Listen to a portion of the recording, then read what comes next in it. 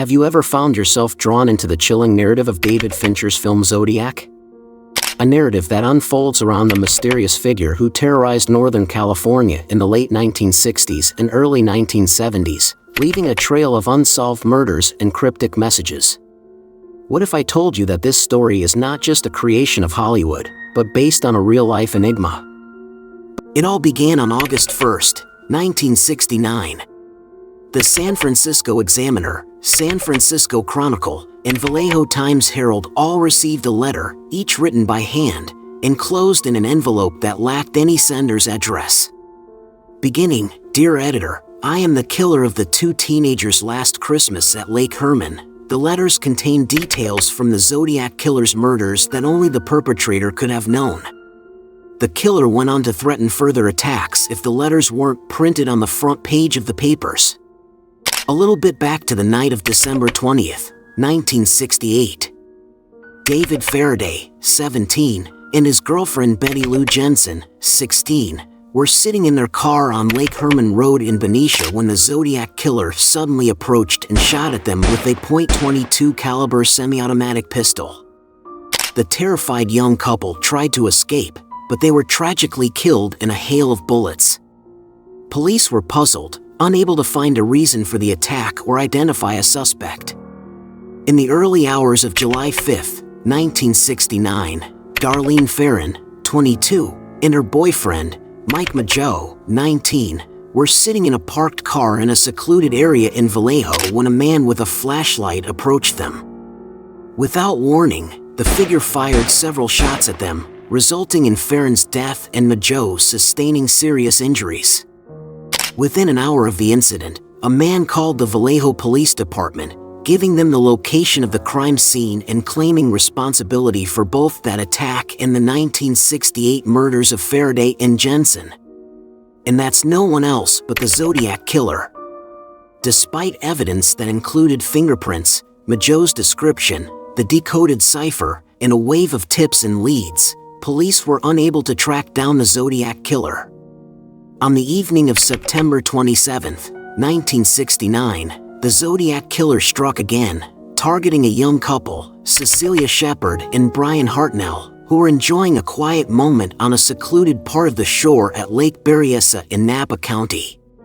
Disguised in a hood and wearing a shirt marked with a circle cross symbol, he approached them and tied them up before viciously stabbing them. Leaving behind a chilling message for the police on their car door, he fled the scene. Shortly after, he called the Napa Police Department to boast of his actions. Emergency services found Shepard and Hartnell in critical condition, but tragically, Shepard died of her wounds shortly thereafter. 2 weeks later, on October 11, 1969, the Zodiac claimed another victim, fatally shooting 29-year-old taxi driver Paul Stein in San Francisco's Presidio Heights neighborhood. Stein had picked up a passenger, now identified as the Zodiac, who requested to be driven to Presidio Heights. Once there, Stein was shot in the head. In a tragic turn of events, the police radio broadcast describing the suspect erroneously identified him as a black man. This led responding officers to release a white man who matched the given description provided by witnesses. Subsequently, the San Francisco Chronicle received a letter from the Zodiac, confessing to the murder and including a bloody piece of fabric torn from Stein's shirt. At least 5 other murders have been tentatively linked to the Zodiac Killer, including the 1963 shooting of Robert Domingos, who was 18 years old, and his fiancée, 17-year-old Linda Faye Edwards, were shot dead on a beach near Lompoc, having skipped school that day for Senior Ditch Day. Police believed that the assailant attempted to bind the victims, but when they freed themselves and attempted to flee, the killer shot them repeatedly in the back and chest with a .22 caliber weapon. The killer then placed their bodies in a small shack and then tried, unsuccessfully, to burn the structure to the ground. In the 1966 stabbing death of college student Sherry Jo Bates, an 18-year-old student at Riverside City College, RCC, spent the evening at the campus library annex until it closed at 9 p.m. Neighbors reported hearing a scream around 10:30 p.m. Bates was found dead the next morning. She had been brutally beaten and stabbed to death. the wires in her Volkswagen's distributor cap had been pulled out. Then typewritten letters titled The Confession were sent to Riverside Press Enterprise. The author claimed responsibility for the Bates murder, providing details of the crime that were not released to the public. The author warned that Bates is not the first and she will not be the last.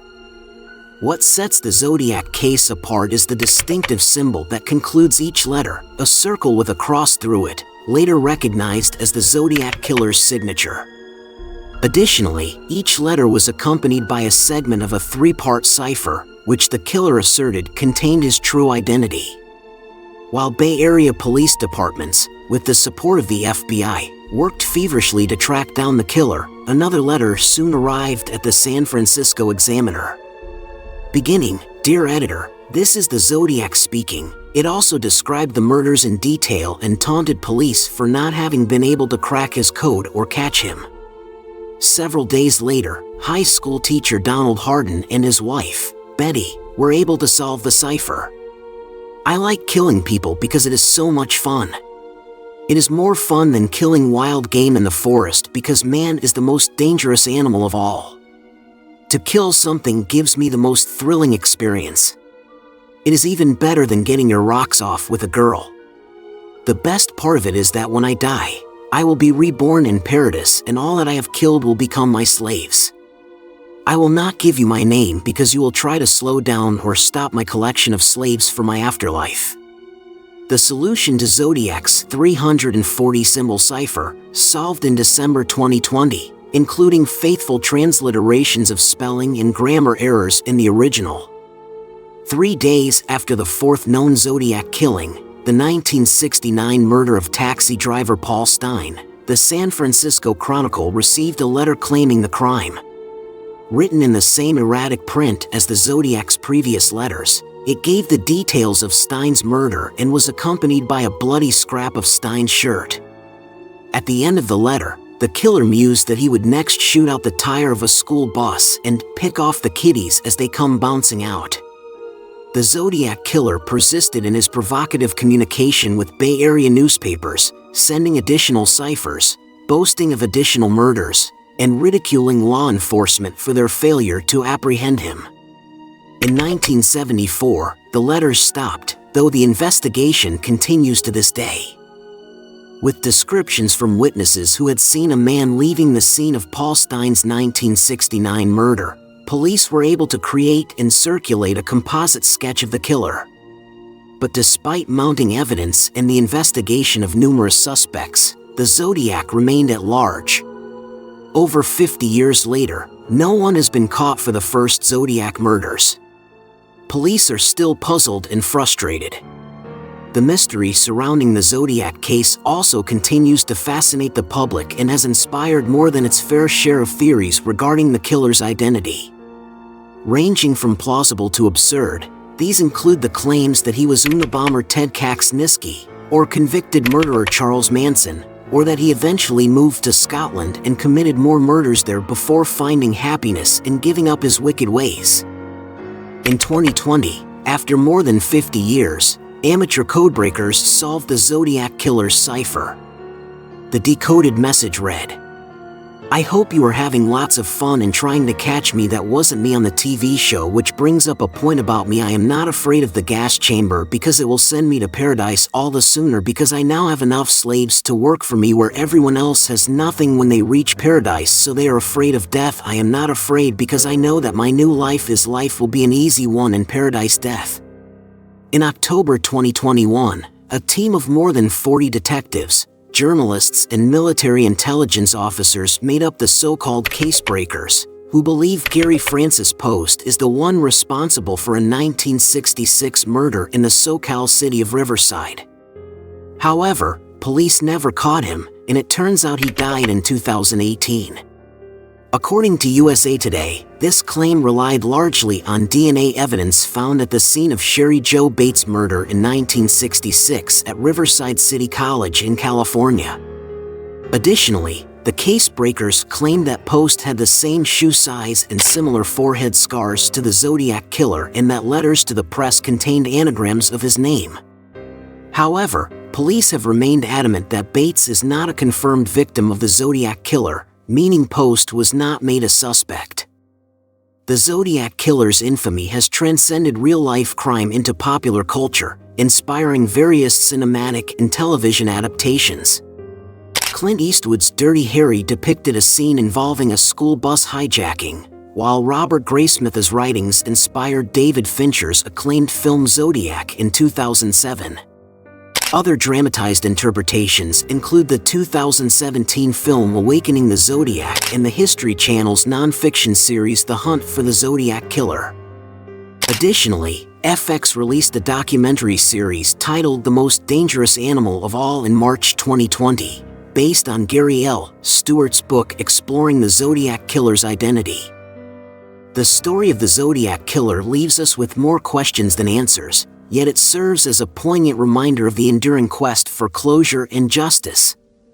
Despite the passage of time, the shadow of the Zodiac looms large, challenging us to confront the darkest aspects of human nature and the complexities of the criminal mind. As we honor the memories of the victims and their families, let us also acknowledge the tireless efforts of law enforcement and amateur investigators who continue to seek resolution in this enduring mystery. While the identity of the Zodiac Killer may remain elusive, the pursuit of truth and justice remains steadfast, a testament to the resilience of the human spirit in the face of adversity. What do you think about the cold-blooded way the Zodiac Killer did to his victims, his provocation to the police, his threat to the media, the competence of the case-breakers, and the final conclusion on Gary Francis' post? Just leave your comment below and don't forget to like, share, and subscribe to Case File for more content like this.